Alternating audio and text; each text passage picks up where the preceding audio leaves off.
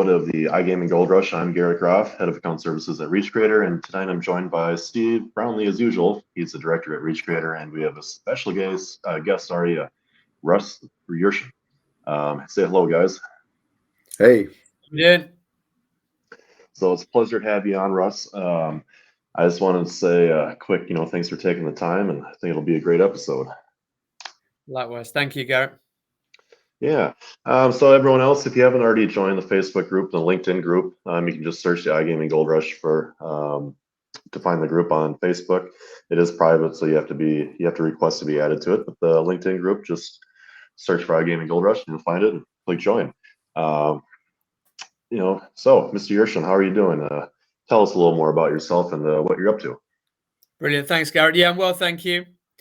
I've been in the iGaming industry now for 17 years. Started way back in 2005 when I worked for Coral as an advertising executive. Did 5 years there, working my way up to head of marketing for Coral. Then I moved to Playtech to help launch 2 sportsbooks in the UK called Winner and Titan Bet. That was really good fun. Loads of unique opportunities to push 2 challenger brands in the UK using the expertise that obviously Playtech have.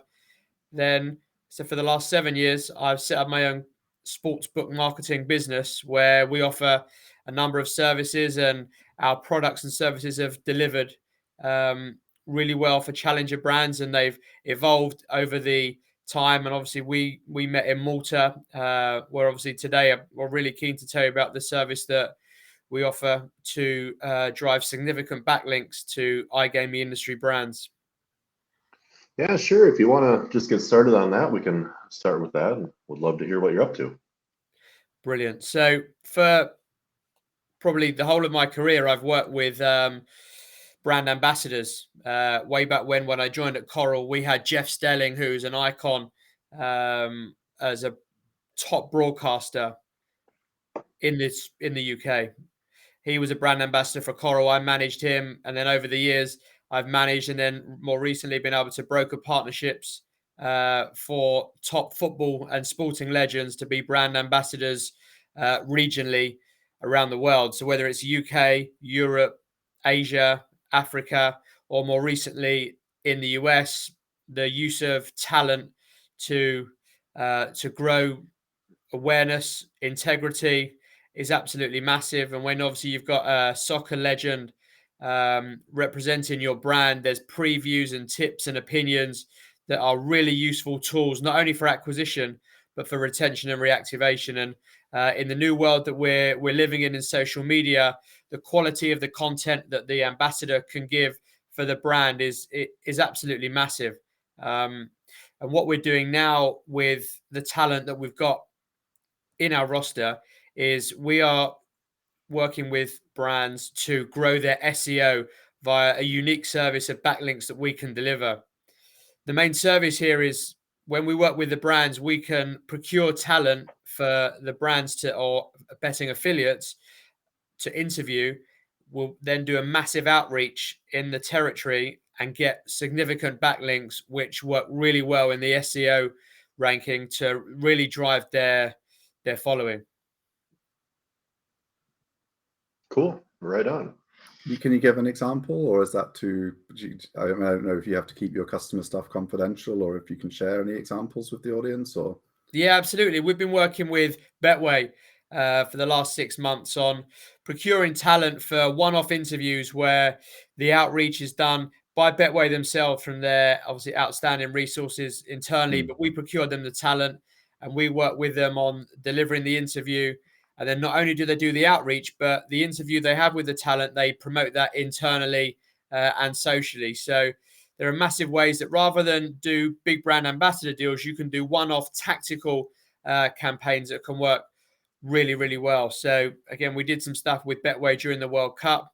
We did some stuff with them during the end of the soccer season here in England, where we interviewed Arsenal legend Lauren, who was part of the Invincible season, and he worked really well for them in terms of everything about the Premier League at that time was, will Arsenal win the league? And to interview an ex-Arsenal player, really drove some really good engagement for them and helped get them some good backlinks. Because if you're a publisher such as the Mail Online, the Sun, DAZN, OneFootball, you receive a press release on your desk that's talking about something very topical. You want to put it on your pages because you know you're going to get readers, you know you're going to get good impressions, and for the brand that has ultimately paid for the talent, they're going to get some good backlinks. So that's worked really, really well. Another example is NetBet. We've been working with them now for 6 months, and they procured invincible Arsenal legend Ray Parlour for a test we did with them in February. And because that worked so well, we've continued every month until the end of May, and he worked really well for them. We also evolved some of the services that we did with them. So Ray was able to share the blog that he did with NetBet on his social channels, which worked really well for NetBet to gain good presence on the social channels that Ray has. And also internally as well, Ray's blog was well received by the NetBet customer base. And obviously the main thing for NetBet was the outreach, where we delivered over 50% more than we agreed, and they were very happy with what we've done for them. How does it normally work? Is it someone on NetBet or Betway's talent team themselves, like on their content production team, that interviews the star that you procure, or do you hire a professional interviewer and then just provide them with the complete interview? How does that normally work? Yeah, brilliant question, Steve. It can be done either way. From the expertise I've got being in the industry, for me to interview talent is something I've done for a while. So I can offer my services to the brand, or internally they've got probably good internal content team and editors themselves. So they're more than happy to take it internally. They'll interview the talent. I'll be on the call just to make sure everything goes to plan. And then once that's done, either we will or they will transcribe the interview. We'll then share it with the talent. So everything they've said, they sign off. And then once the talent's happy, then the brand or the betting affiliate can then go and release it to the media publishers, media portals, and then get some outstanding PR from it. Cool. That's really interesting. Apologies to Arsenal fans for laughing during the discussion of Arsenal winning the league. I couldn't help it, but I'm sorry for you guys. It was close. Yeah, no, it was a great season for Arsenal. It was a cracking season. Again, we're lucky that we're able to work with a lot of former Arsenal players: Ray Parlour, Lauren, Lee Dixon, Nigel Winterburn, Kevin Campbell, Jeremy Aliadier. So these are great guys that, especially during the back end to this season, the brands and betting affiliates wanted to hear from them and really get their opinion on, could Arsenal win the league, how everything was going with obviously the run that Arsenal were on. Then they started to drop points. These are really good questions that the brands and affiliates could ask, which would then gain outstanding backlinks, because everything was topical and everything was going to get in the news. For the brand, the backlinks they got really succeeded. Cool. Gotcha. It was a perfect season for you, being so close and so nervy, wasn't it, really, for what you were doing? Yeah, it was great, especially towards the end of the season, when obviously Manchester City went on to win the treble. We worked regularly with Dwight York and Andy Cole. So obviously they gave a Manchester United perspective of, again, which team was better, the 99 Manchester United treble team or the current Manchester City treble winning team. You've also got Erling Haaland scoring all the goals that he did for Manchester City, and obviously Andy Cole and Dwight York being an awesome duo up front for Manchester United in that 99 team. They gave their opinions on obviously how they saw each team. And obviously the FA Cup final was great to have Andy and Dwight with us, with different clients, to talk about and preview the cup final, and also post the FA Cup final as well. We had a great chat with Andy Cole, reviewing the cup final and then previewing the Champions League final. Cool. Right on. That's pretty sweet. So roll on next season for you, right? So yeah, to be honest, it hasn't stopped. To be fair, with obviously the off season now, and again all the news. Will Declan Rice go to Arsenal? Ange Postecoglou at Spurs coming in. What does that do for Spurs in their aim to get back in the Champions League? You've got Liverpool signing Alexis McAllister from Brighton. Does that boost their chances of a title challenge? Manchester City, Gundogan's now gone to Barcelona. Where will they invest? Can they win the treble again? Can they win the quadruple? Chelsea under Pochettino, who's he going to bring in? Who else is going to be let go? All these questions, and obviously Manchester United as well. Will they bring in a new keeper? They need a number 9. Can they bid for Harry Kane? All these topical questions are what we're speaking with legends and former players about. And again, the news portals, they want to hear what these guys have to say. Oh yeah, absolutely. It makes sense. And one thing as well, it's not just the UK that we're working in. We're working in the US as well with. Well, don't jump ahead. Garrett has a question ready for you. Sorry, Garrett. I read the script already. Far away. Yeah, no worries, man. So obviously you've been working in the industry for a very long time. Do you think there's going to be many similarities in how the U.S. market is captured as, you know, regulation comes into place and all that fun stuff, and it really takes off in America versus, say, how things traditionally had happened in the betting markets in the UK and the EU in general? I think it's going to be different from first-hand experience working with a few of the brands in the US. Obviously, as each state has opened and is opening, it's been a basic land grab. All these top brands, your DraftKings, WinBet, BetMGM, Caesars, obviously Bet365 now in there. I think Betway are in there, Unibet are in there.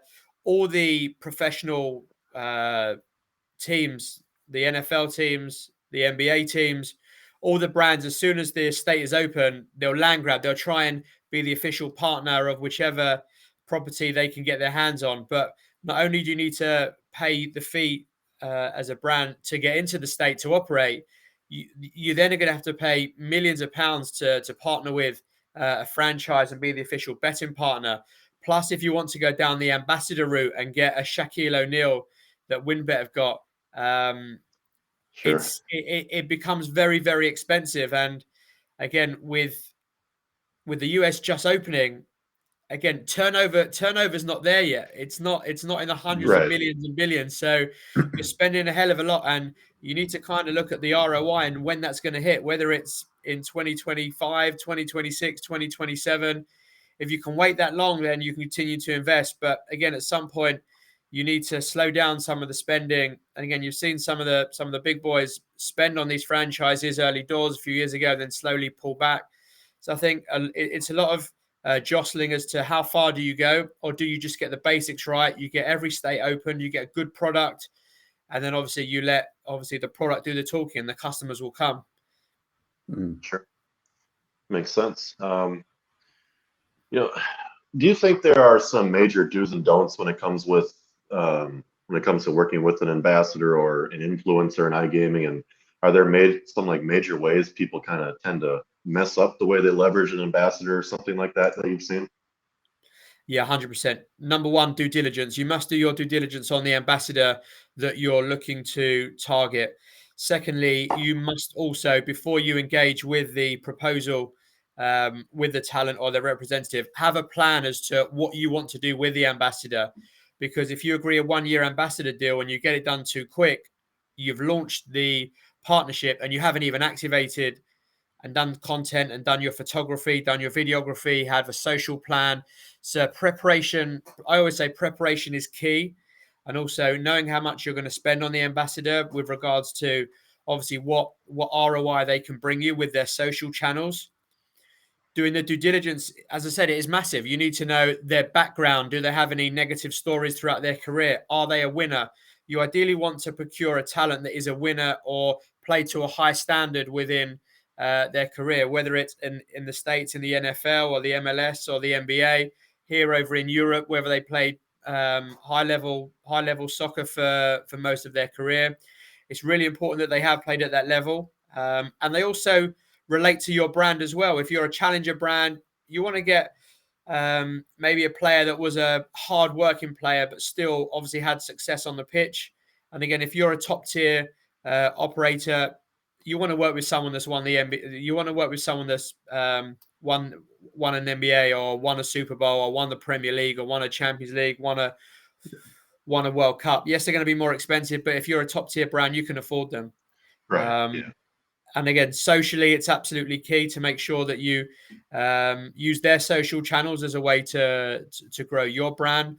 Also, massive PR launch is important, in my opinion. If you're going to sign up a brand ambassador, you want to engage, like we've just said, you want to engage top journalists to have time with the talent so they can write articles and give you a good backlink, give you a good quote.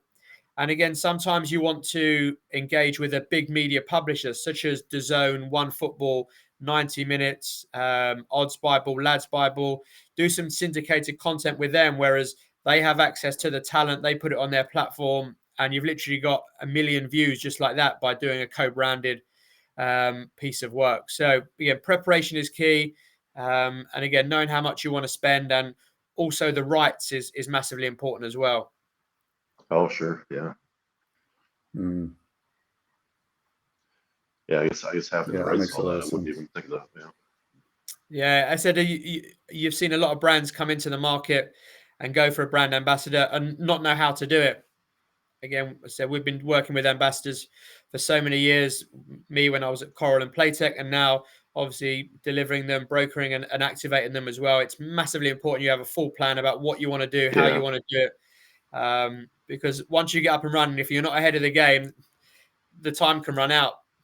Yeah. Yeah. Yeah, that's already been going through my head the last minute here. Like, spend a bunch of money to work with an ambassador and you got no plans. So you're 6 months into it, nothing's done. And then are you trying to nail everything out the last 6 months? Do you even get enough time in that year contract where you just pretty much 80% of it was a waste or something? You know, I can see that not going well. Yeah, and And I then suppose like Russ was saying about the alignment as well. I mean, remember when Yeah. PokerStars had Victoria Coren, and then they launched the extra gambling stuff, but they hadn't told her they were going to become a full casino. So not only did she walk out on the deal, and she did like a whole press tour bad mouthing them for becoming a for what they were doing and how they were turning their back on what they'd promised to not become just another gambling company and to stick to Yeah. poker. And if they'd been careful with her and been honest up front and set everything up properly the way Russ is saying, she might not have joined them in the first place, but they would have saved themselves this embarrassing walkout mid-contract, which obviously I'm sure Right. they didn't enjoy for a few weeks while it was in the morning news. Like, I mean, she was on like BBC Breakfast and stuff like that. It wasn't an ideal look for a big brand to have their former ambassador just kind of doing the opposite of No. ambassadoring, I guess. Yeah, and two more things on, again, choosing your ambassador. One is to have a good personality. So again, doing your due diligence, they need to be outspoken in a good way. That if you're doing content with them, you want them to be natural in front of camera, and also relevancy as well. For me, I always look at, if I'm advising a brand to take a brand ambassador, that they're doing quite a lot of broadcast, because that means they're front of mind when, if they promote your brand, you can see they're already on CNN, they're already on ESPN, NBC, Paramount. In the UK, they're doing Talk Sport, the commercial radio station, or they're on Sky Sports or BT Sport. That again helps them both ways. That again, they're doing content for you, and you can see them out there in the media. So those 2 points for me are key as well. Gotcha. Well, I think that's a lot of good tips. Appreciate it, Russ. Yeah, definitely anyone watching this episode, I think Russ is the man to go to with working with ambassadors and getting that all lined up, because I can see myself definitely dropping the ball and I wouldn't even know where to start. But anyway, Steve, I think you have a couple news items here for us to get through. Yeah, just the first one was kind of surprising because I guess I'd assumed the number would be bigger, but Pennsylvania just hit record numbers for the amount of online gaming revenue, and it was like 170 million or something. And when you think how big the bricks and mortar business has already grown to in Pennsylvania, and the amount of tax they're generating from it, it just shows how much more growth there still is in the US as it reopens and becomes more regulated. Yeah. People get used to having an app on every phone so they can always put a bet on when they want to. Because sports betting was still a tiny percentage. I think it said 25% was sports. Okay. And you think that's easily going to be the bigger market in the long run. People betting big on sports is, especially when there's a big match on. It's got so much growth potential there. So I think it really does show how even in the more mature states, there's still huge growth to come. which I guess that matches what Russ was saying. The market's not there yet to spend the kind of money some of the European brands can just drop in the blink of an eye, because they're going to make it back on an FA Cup final weekend. If you've got the biggest state outside of Nevada, probably for online gambling, barely doing 170 million in revenue, and that's their record quarter or whatever, you've got a long way to go before an individual betting company can say, oh yeah, we'll pay you 5 million to do a couple of spots for us on TV. Sure. It makes sense. But the growth is clearly going to be there, because there's so much more money being gambled in Pennsylvania than that. So if we can see the online market grow, that'll be pretty cool. Yeah. The second news story was just one of the industry bodies trying to push more coordinated international problem gaming recognition and stuff. And I've spoken about this on the previous episode, so I'm not going to go on about it for ages. I have grave concerns about automated data-based problem gambling detection and stuff, because all it does is push people to gamble illegally on crypto casinos and move away from the regulated casinos, because your average player who's putting, your average guy who could afford a couple hundred a week and just does it every single week, he's going to flag the gambles every week, doesn't win, all these automated nonsense, and then they're going to be like, right, you got to send in bank statements. And then he's like, I can't be bothered doing that. I'm just going to play on, not going to say the name again because we're not allowed to say it on YouTube, but play on such and such crypto casino. And it doesn't help with the problem gambling at all. I think it needs to be a much more personal approach. If you're a brand that's going to take it seriously, you need to have people looking at things properly, maybe contact someone for a chat if you need to or whatever, but you can't just be randomly sending out all these requests for bits of documents and stuff that people don't want to send in, where are they going to go gamble somewhere else? Where are they going to draw the line on what is problem gambling? Because I wouldn't necessarily consider a guy that $200 a week, what if that's the guy, that's his entertainment budget, he doesn't go to the bar, but $200 a week he'll happily leave. Well, that's the problem with it. When I was in my early 20s, didn't have kids, didn't have any commitments, had a good job at the bank, was getting bonuses of thousands. If I wanted to have $1,000 on some stupid horse, that would be problem gambling for most 21-year-olds, but for me it was irrelevant. It just doesn't make any sense. Obviously now as a father with kids, if I go around putting £1,000 on random horses, maybe that is problem gambling, but they're not. They look at it the other way around. They're like, oh, you're older now, so it's not a problem anymore. When you're young, you must have a problem if you bet big. I mean, I think any of this automation, like Garrett says, isn't going to make sense. It's going to draw the line in the wrong place. And we've already seen in the UK market now, 2 of the biggest slots channels both play on crypto casinos now, because they're running a business. So obviously they're problem gambling, because they're gambling every day with £1,000 deposit and losing most of the time. But they're making 20,000, 30,000 a month in profit from their business advertising casinos. So it doesn't matter that they're losing 10 a month or whatever. But they're all getting flagged as problem gamblers and banned from all the online casinos. So they have to play on crypto now to make their content. And of course, where are their viewers going to go? I mean, this is where regulation goes. If you over-regulate, you send everyone to the illegal markets, including the people advertising the casinos. It's a mess. Yeah. We need to be really careful with this rush to over-regulate. I don't really like it. So I'm going to stop there, because I did do a little stint on this in the previous episode. So yeah, I'm not sure what the answer is, but I guess we'll see what happens.